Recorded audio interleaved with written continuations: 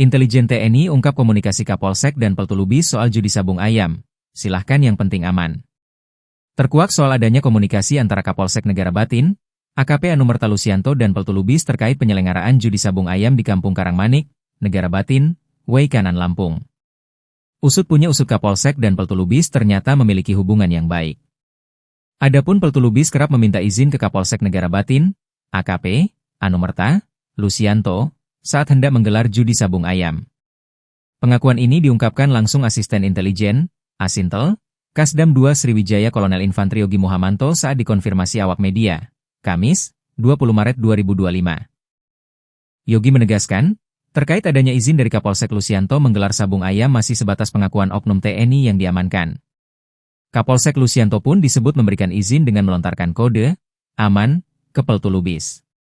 Kolonel Yogi menyebutkan, hubungan Kapolsek Negara Batin